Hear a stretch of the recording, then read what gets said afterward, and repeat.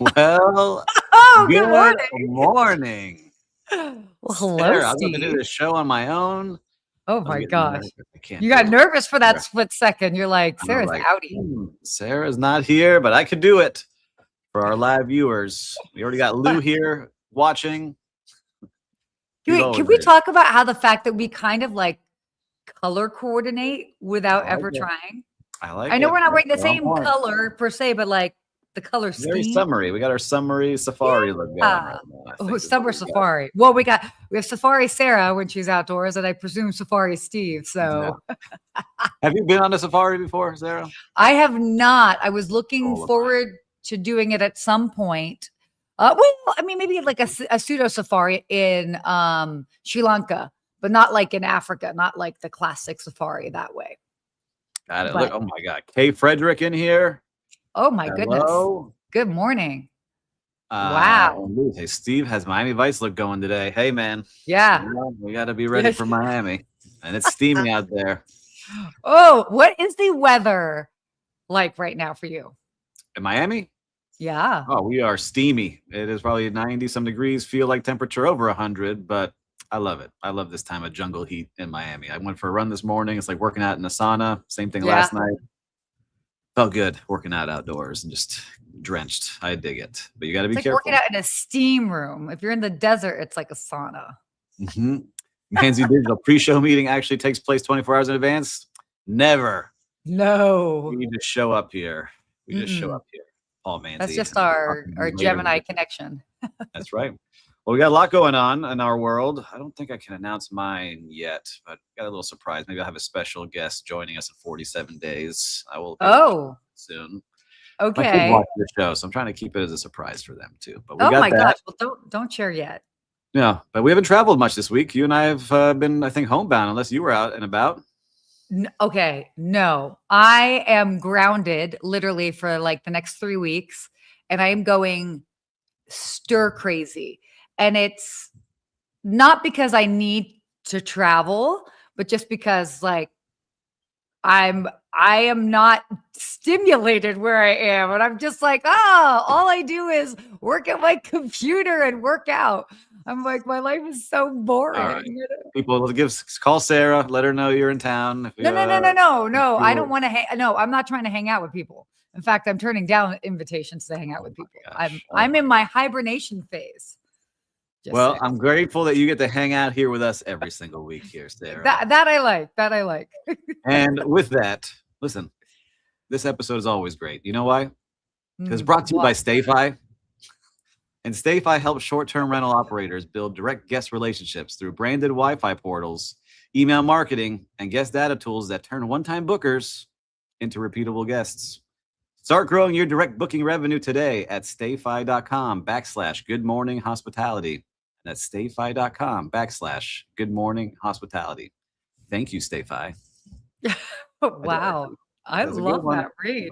I just have to say, I just sit quietly and I just like watch the magic happen. I've been listening to a podcast. You know Jason Bateman, the actor? Jason Bateman. Oh, yeah, of course I do. Great ad reads. I've been listening to him on his podcast. I'm like, oh, that's good. I'm going to start using some. Yeah.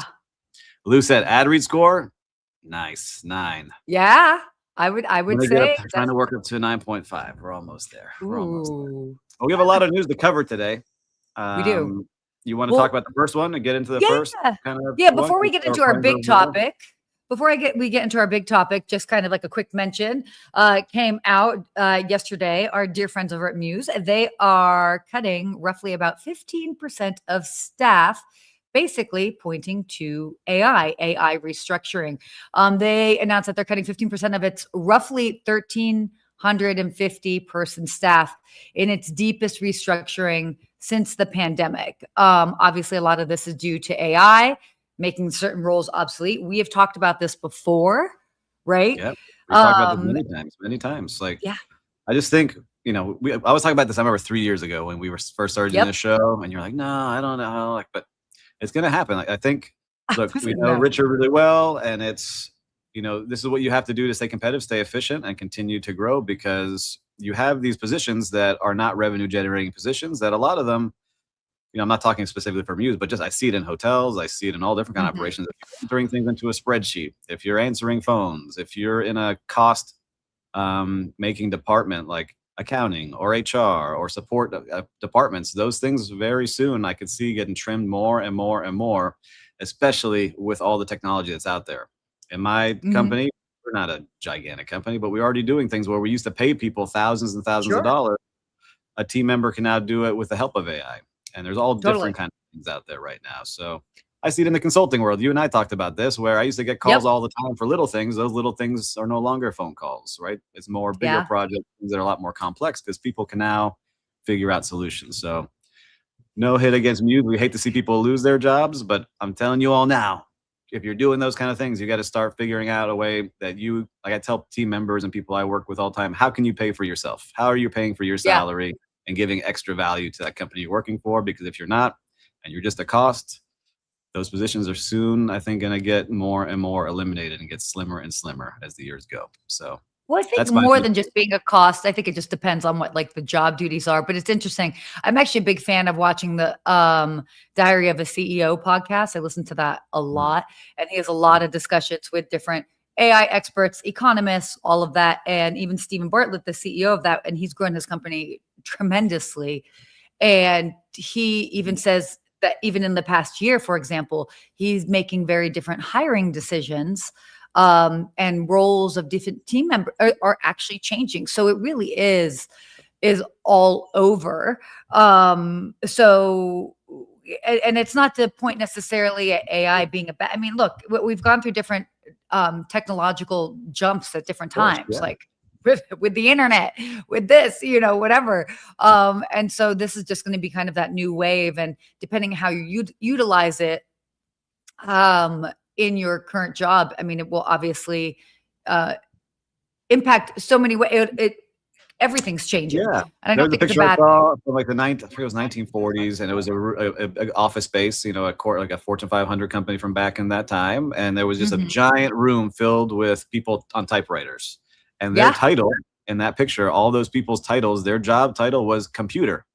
They're computing data and all those things. And then, 30 years later, the first computer as we know it came out, and all those people got wiped out. So I think it's something similar, but they all found new kind of jobs and places to work. But I think we're going through that wave more and more, and it's going to speed up over the next 24 even in the concierge world. I mean, they've been kind of their knees have kind of been buckling a little bit to be like, oh my gosh, how do we stay relevant? We saw the AI tools that were at high tech. They were saying, hey, we can answer the phones that sound like a voice. We can recommend, events and all these things, and you get a commission for what you book, right? So all of a sudden that money, that concierge, like, you used to get things, I'm sure, that more than half of my salary was in commissions. That's why we got paid so little, because we did very well, but now it's just not quite the same. Now that commission, the hotel companies want that commission, right? So little by little, things are changing. I'm sure it will even out, but we wanted to make sure we touch on that. But Mews, it's a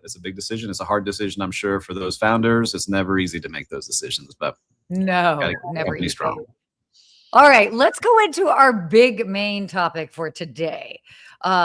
Switching gears a little bit here. Extended stay demand hits a 4-year high as supply thins. So extended stay hotel demand grew 6.2% year over year May, which is the fastest monthly gain since February of 2022, and the fourth straight month just above the sector's 5% long-term average.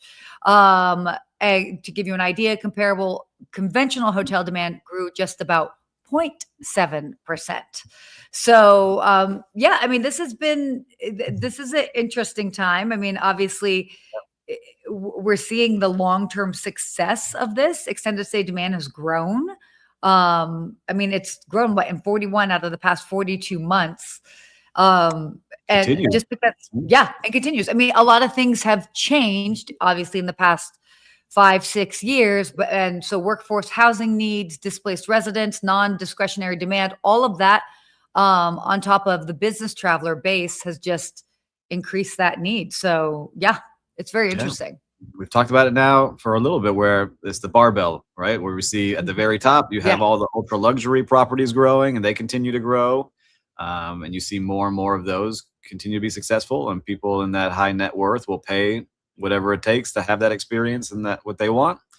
But then that mid tier, that that upscale has not been growing at all. Those mid tier brands, people just don't have the money for it, and they're spending it in a different way. They want more space that the extended stay gives you, right? You can cook in those rooms, you can stay there for longer periods and not feel cramped up because you're getting a suite basically for a very reasonable price because there's not much staff on that hotel property. And I think the other thing too I was thinking about today was people are used to it now. Like, I don't need a room service or mini bar. These things I can do Uber Eats or DoorDash, or if I need certain things done, I can just get on a certain app and have it delivered directly to me.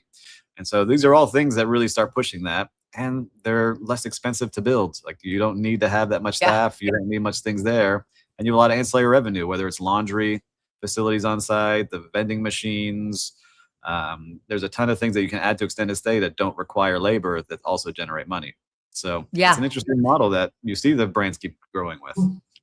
Funny that you say this because I remember back in the day when it just kind of like when people were finally doing Uber Eats and all that, when I would stay at a hotel, I actually felt guilty ordering Uber Eats at a hotel because I was like, oh my God, I like it. Like, you're bringing outside food in, which it's like, duh, you can do whatever you'd like.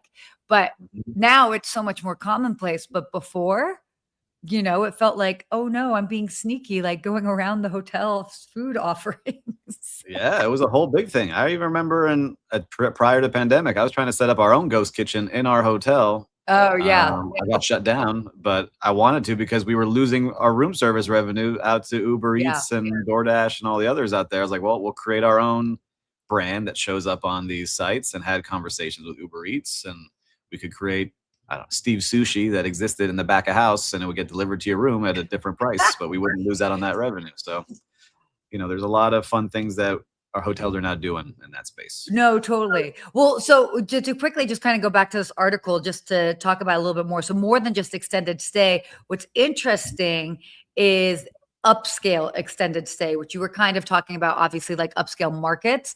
And so what'll be cool is to see what kind of develops with this over the next few years, because now we'll have a different option for just extended stay that's going to be a little bit more elevated. I think it's those branded apartments. The branded apartments is what's going to fill in.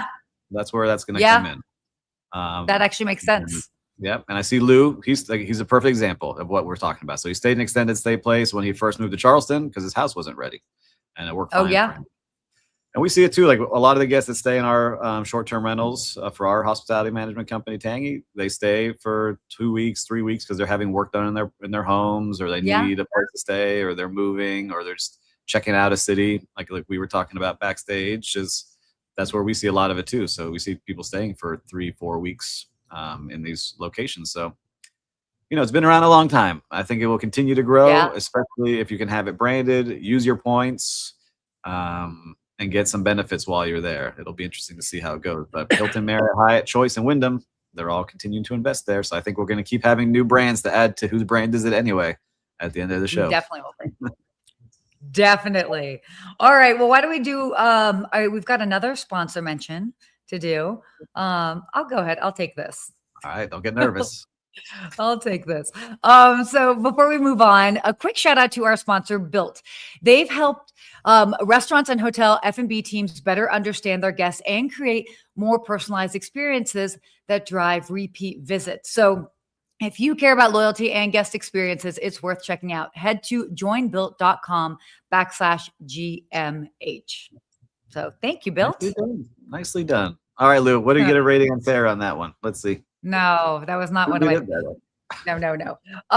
Although I don't know how much I can mention this, but I do have their card, and I've been playing around with their points, and probably one of my next trips to New York, I am going to be looking into booking a hotel through them just because I get a lot of interesting perks. Cool. So from a consumer perspective, big fan.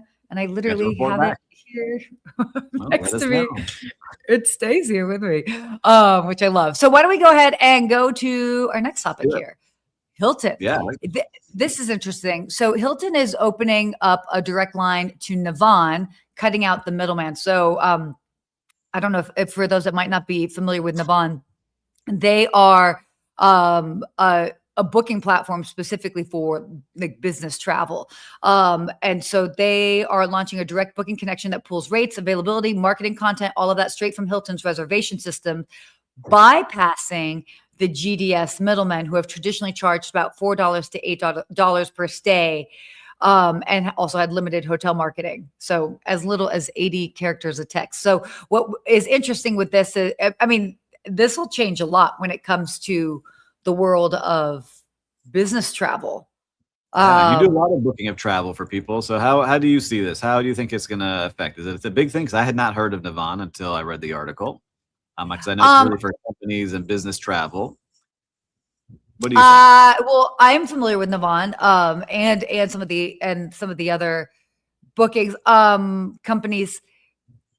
I mean, I understand. So what they are is they're basically a tool that their employees can use in-house to book their trips, and they make it super user-friendly, really easy to kind of basically keep costs all in one place, and or offer up, okay, these are hotels within this price point, etc. So it's definitely going to be interesting. I don't use that system because I have travel agent capabilities, so I'm going kind of direct to source with it. It's interesting to say. I mean, I'm trying to it's going to change the landscape. I don't know that I have like my full finger on the pulse yet of how it's going to change it. Yeah, I think what's interesting is like, all right, I understand Navan, like you have a big company, you have a lot of business travel coming through it. They get to choose where they want to stay within the guidelines that the company sets up. And then it's easier to kind of do accounting and track everything in one place. But the big thing here is really the savings, right? $4 to $8 per booking saved for the Hilton. A lot. It's gigantic, right? And so if you start doing that over hundreds of thousands of reservations, that comes straight to the bottom line. And so that's really where the big difference comes. If you can wipe out, I think this is a good test to see like, all right, we don't need, the GDS systems. And then I really want to get away from OTAs because we keep marketing, book directly with us, get into our app, use our system. That's really where the big savings come because you're still getting that booking. And if you can make that booking more valuable by not having commissions come out, that's where this is going to work big time if they can get it to work.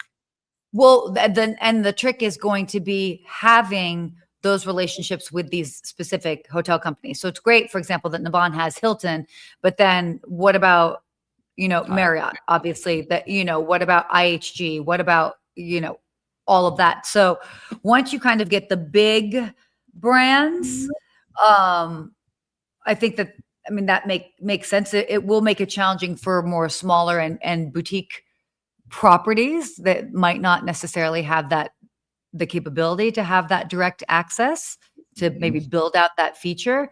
But also with business travel, especially in some of these bigger companies, how many people are staying at independent hotels? I don't know. Are they really, so it's going to change some things.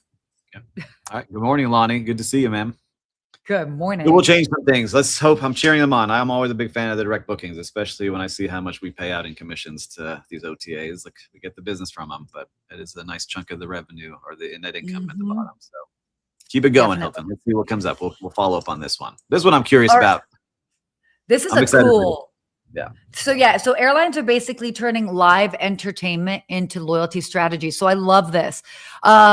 So this kind of comes on the heels of British Airways securing naming rights for the new Arc concert venue in West London, which is, a dedicated theater opening in 2027. This will be the largest permanent theater built in London in almost 50 years.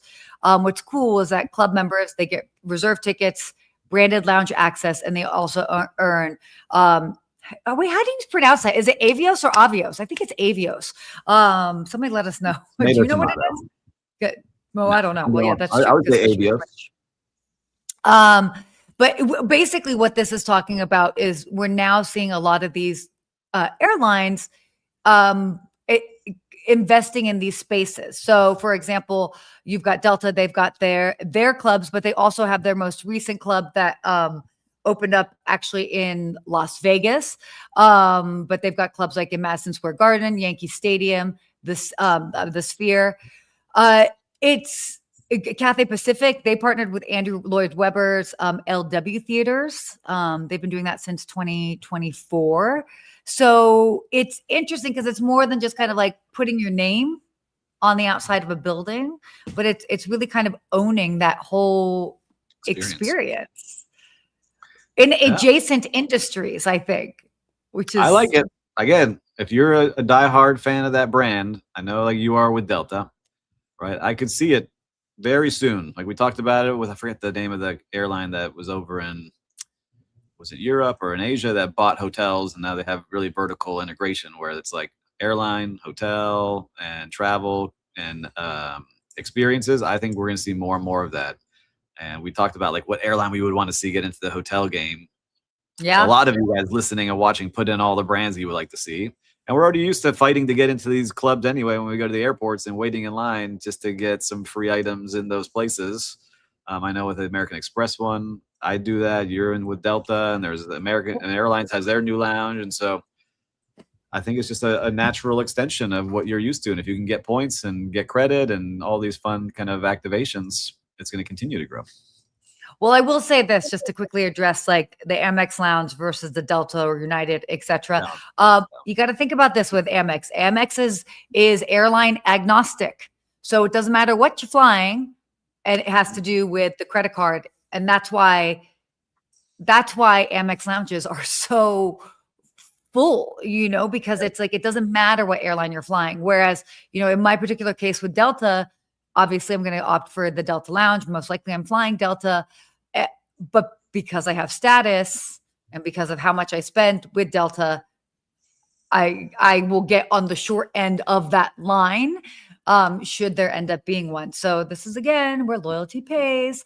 But what's interesting, kind of going back to this experiences thing, is actually seeing how much these like spaces end up actually converting into like flight bookings. So they haven't I'll really. tell you this, like if I let's say American Airlines, that's what I fly like out of Miami. Yeah. I've never flown as much as I have in the past 12 months, other than this year. This is the most I've ever flown. Sure. I'm now very like focused on, I want to get my points and I want to get my upgrades. And if American Express had a lounge where the Miami Heat play and you could get access to it by spending a certain amount of dollars on the flights, I'd be all about it. So I think we're gonna see more and more of these interesting ways that connect to the airlines, and I would book more flights if I could get into that concert that I really want to get to and have access to that box during that time.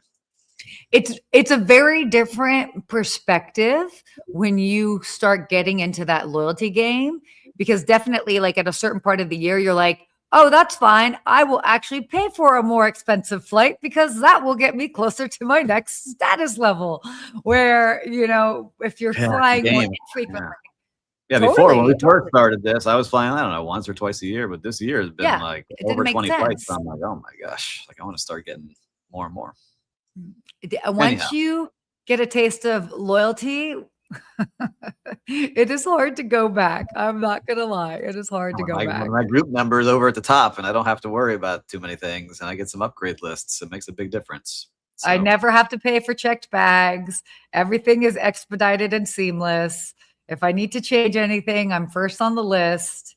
I mean, So what do you think, viewers and listeners? Put it here in the comments. Does it make a difference to you, these lounges? Would you care? You can say yes or no really quick, or give a thumbs up or a thumbs down. Just we want to get a pulse here of what people are thinking when you see these lounges that airlines are creating. Would that sway you to book with them if they gave you something special for doing that?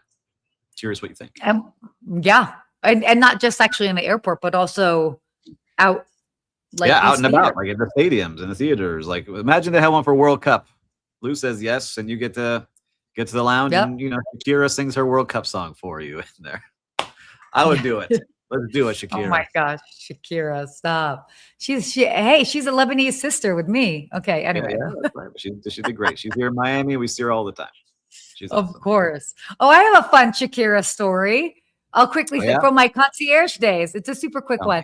But she used to stay at one of my properties quite frequently. And one of the times she actually like left there was a guitar that was left there. So I get a call and somebody calls and they're like, there should be a guitar there for Shakira. And I was just like, wait, what? This is crazy.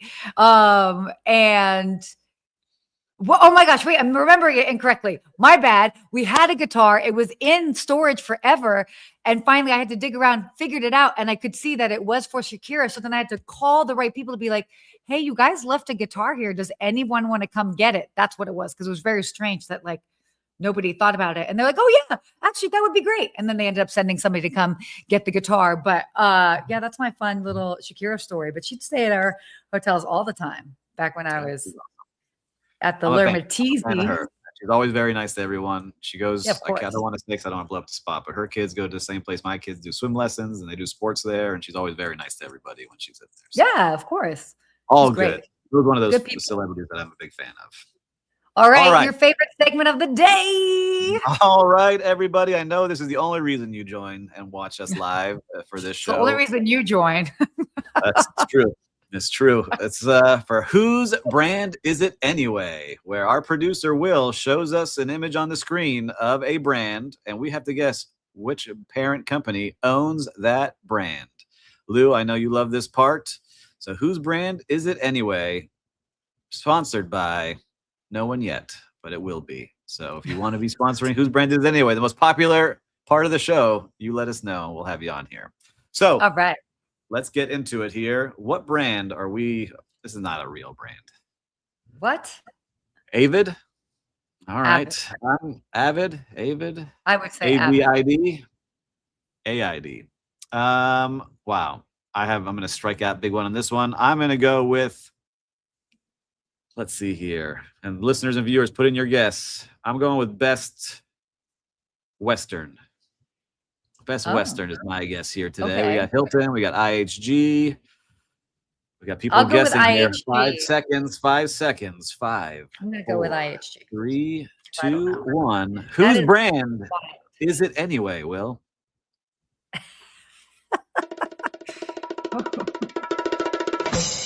IHG. So why do we say this? Avid Hotels. I'm looking this up right now. Who are they? Avid. Like you're an avid traveler. Doesn't even show up. Oh my! What do you mean? Avid. Here it is. So at Avid Hotels, we are championing everyday travel at a fair price, meeting the needs of the guests who are all too often have to pay more for things they don't need or compromise on the quality they expect. So an extended stay hotel actually looks very nice. So sorry for the hate on the logo, Avid, but it looks very nice. Good setup here. Make sure to check it out. IHG Hotels and Resorts. I was way off, but Amber got it. Lonnie got it. Who else got it here today? Oh, the Lou closest one is in here. Lou said 2 weeks in a row for Steve and Best Western. I know, so Lou. I was like, I'm gonna get it right if I just keep guessing the same one over and over again. Oh, weird. I actually know exactly where the closest one is to me. I charge my car there all the time. Oh my gosh. It's in between, in a very small place between Los Angeles and Las Vegas. Very cool. So it's fascinating. All right. Paul Manzi, Samsonite. I was way off. Oh my gosh. Oh yeah, definitely. No, Paul, you got jokes in you, huh? Yeah. Wow. What a show today. We covered a lot. I can't believe we're already coming to the end here. I always love my Whose Brand Is It Anyway segment here. But Sarah, we haven't done a real-time recap in a long time here. What are you seeing out there? Have you been seeing anything in your town? Oh gosh. I told you I have been a hermit. When I am home, I go to the grocery store and the gym. You guys, if you think my life is exciting, you see all my travels. And when I am home, I have a very boring life. You don't like any fireworks? What's going on? Come on. July 4th? Oh, yeah. We had July 4th weekend. No, I just went to the top of, I watched a movie with my mom and we went to the top of the building and watched. Yeah, very uneventful. Yes, fire. So what happened for your 4th of July? I'm sure way more exciting than mine. Well, listen, I've become a beach expert here, and I'll tell you why. I used to, with my kids and my family, go to the hotels I used to work at. And we would go to the beach at, like the Lowe's Miami Beach Hotel, one of the best family-friendly hotels on the beach. I still get hooked up and get a beautiful day bed, and they set us up very nicely, and they serve us. But my kids thought that's what the beach was, right? Like every time we would go to the beach, that's what they associated with. Like, no, we got to shake this off. So we got some beach chairs, did things. So the first time we went to the beach, they're like, where's our server? Where's our day bed? I was like, no. Where's our server? So now I've got a pretty great beach setup and card and chairs and a little cabana that I put together. But this 4th of July, always special. We went over to Joe's Stone Crab, which has a great takeaway. So you don't have to dine in Joe's Stone Crab. And if you don't know it, it's one of the most historic restaurants here in Miami. And I'll say it was busy. It was a little bit delayed. And the manager of the takeaway area is like, I'm so sorry it took too long to get it to you. Didn't know who I was. I didn't prep this ahead. But gave cookies, Rice Krispie treats, and some other things for the kids to enjoy. And then we had a great, 4th of July on South Beach with fireworks and music and all the other stuff. So a great time on South Beach. So there's a little thing that could have gone a long way where you get hungry, you get a little hangry, the food's taking a long time. Yeah. They turn around with a couple sweets and really, authentic apology. So shout out to Joe Stone Crab. I'll keep coming back for sure. Love Nancy Digital thing. Truly the sweet life. Truly. I had to teach the kids, like, there's hotel life. And the proper way to beach. Not the proper way. This is the way 99.9% of people beach. Yes. When I realized they were looking for the server the first time, I was like, okay, this is oh man. Well, anyhow, a lot going on. Did remind me, I did play some pickleball, but we should talk about that on a future show because pickleball is really growing in a lot of different places. I have a couple of friends of mine that own different pickleball venues in different cities. So, but the hospitality aspect has been super fascinating. So I'll plant that seed that we put a pin in that and come back to that later. But I'm curious, listener viewers, are you padel or pickleballers? I'm trying because padel is down here. Pickleball is not too much. So it's different. You know what's so funny? Admittedly, when I first heard padel, I was like, is this just like you guys? It's like the difference of calling it Target or Target. And then I was like, oh, padel is actually different than pickleball. No, there's a whole scene around it. Like I'm trying to see a little FOMO. There's a lot of people socialize there. It's like the new place the business gets done. A lot of people are making things happen. And there's like the exclusive clubs with restaurants and celebrities. It's crazy what's going on. It's a thing. It's a thing. I like it. Well, listen, we could talk all day about all the fun things going on in our cities, and listeners and viewers love when you tune in, as always, and participate in all of our fun segments here.